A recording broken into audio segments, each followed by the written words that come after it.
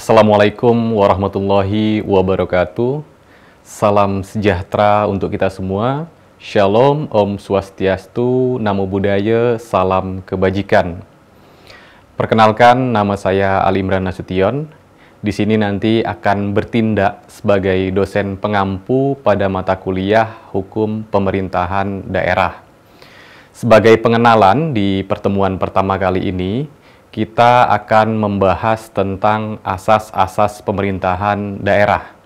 Namun sebelum lanjut mengenai apa itu asas-asas pemerintahan daerah, saya juga perlu menjelaskan mengenai pentingnya mata kuliah ini.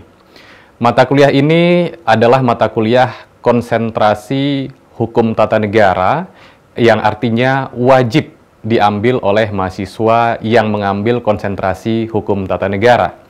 Tetapi jika mahasiswa sekalian mengambil sebagai mata kuliah pilihan lintas, ini juga akan menjadi semacam kekayaan hasanah bagi pengetahuan ilmu hukum, khususnya dalam dimensi hukum tata negara dan juga hukum administrasi negara. Lebih-lebih, dengan mata kuliah ini, kita diharapkan dapat memahami kondisi daerah kita, maka pisau atau pisau analisis yang perlu kita pakai adalah mata kuliah hukum pemerintahan daerah. Selanjutnya, dari mata kuliah ini, capaian pembelajaran yang ingin diharapkan yaitu nanti mahasiswa semua atau teman-teman semuanya dapat memahami asas-asas pemerintahan daerah. Sebelum kita memulai asas-asas pemerintahan daerah, ada pertanyaan filosofis yang perlu kita jawab. Yang pertama, mengapa membutuhkan pemerintah? Jadi jawabannya adalah untuk menciptakan law and order, ketentraman dan ketertiban. Yang kedua, untuk menciptakan kesejahteraan. Jadi tugas pemerintah yaitu memang untuk menjaga ketentraman dan ketertiban dan juga untuk menciptakan kesejahteraan. Pertanyaan berikutnya, mengapa membutuhkan pemerintahan daerah? Dalam konteks negara Indonesia, wilayah negara Indonesia itu terlalu luas. Lebih-lebih, pilihan bentuk negara yang kita pilih adalah bentuk negara kesatuan.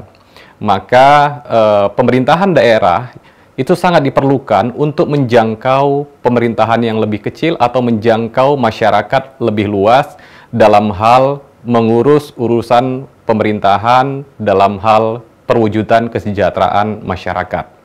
Sebagaimana amanat konstitusi kita dapat lihat di pasal 1 ayat 1 UUD NRI 1945, negara Indonesia ialah negara kesatuan yang berbentuk republik. Jadi dalam pasal 1 ayat 1 ini mengandung makna yang pertama, bentuk negara kita itu sudah jelas sekali, yaitu bentuk negara kesatuan, sedangkan bentuk pemerintahan yang kita anut adalah bentuk pemerintahan republik. Konsekuensi dari bentuk negara kesatuan yang kita pilih, ada yang namanya semacam pembagian kekuasaan negara. Para founding father kita sudah sepakat untuk membagi kekuasaan negara kita menjadi dua.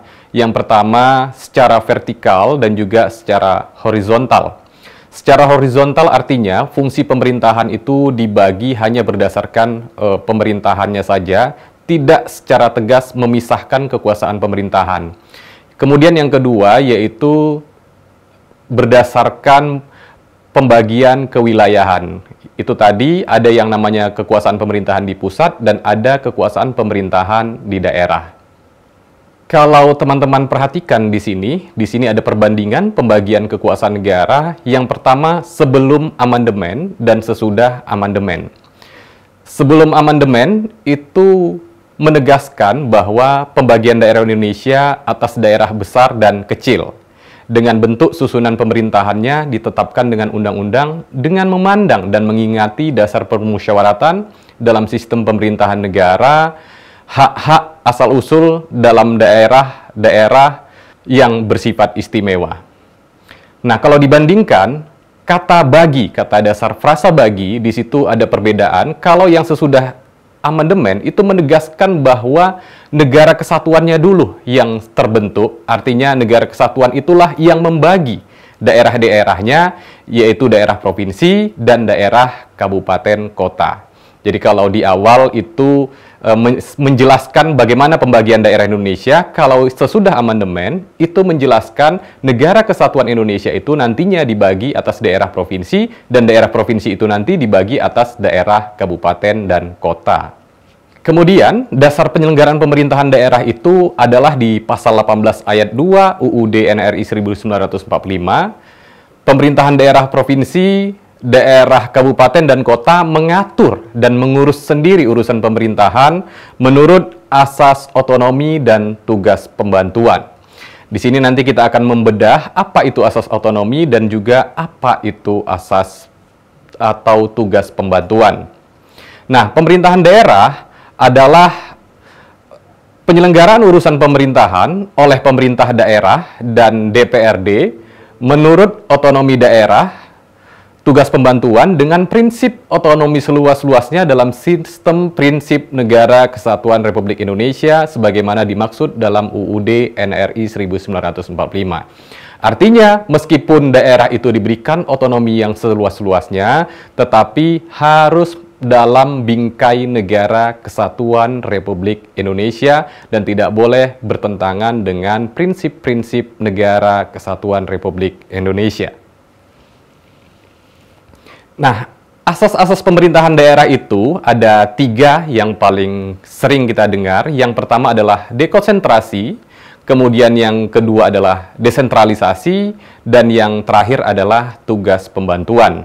Sebagai elaborasi, nanti kita akan membahas apa itu dekonsentralisasi, apa itu dekonsentrasi, dan juga apa itu tugas pembantuan. Yang pertama, dekonsentrasi adalah pelimpahan sebagian urusan pemerintahan yang menjadi kewenangan pemerintahan pusat kepada gubernur sebagai wakil pemerintah pusat, kepada instansi vertikal di wilayah tertentu, dan atau kepada gubernur dan bupati wali kota sebagai penanggung jawab urusan pemerintahan umum. Artinya, ini adalah urusan pemerintahan yang sebetulnya dimiliki oleh pemerintah pusat, tapi dilimpahkan sebagian kepada pemerintahan tingkatan yang ada di bawahnya, yaitu gubernur sebagai wakil dari pemerintah pusat. Dan juga dapat dilimpahkan kepada bupati wali kota dalam hal penanganan urusan-urusan yang pemerintahan umum. Kemudian desentralisasi, ini kebalikannya. Kalau tadi dekonsentrasi adalah pelimpahan, maka desentralisasi adalah penyerahan. Jadi urusan pemerintahan itu yang dimiliki oleh pemerintah pusat itu diserahkan kepada daerah otonom berdasarkan asas otonomi. Kalau tadi pelimpahan ada pertanggungjawaban kepada pemerintah pusat, sedangkan penyerahan ini adalah tidak ada pertanggungjawaban langsung kepada atasannya. Asas otonomi itu nantinya akan menjadi prinsip dasar penyelenggaraan pemerintahan daerah menurut otonomi daerah. Nah, otonomi daerah adalah hak, wewenang, dan kewajiban daerah otonom untuk mengatur dan mengurus sendiri urusan pemerintahan dan kepentingan masyarakat setempat dalam sistem Negara Kesatuan Republik Indonesia.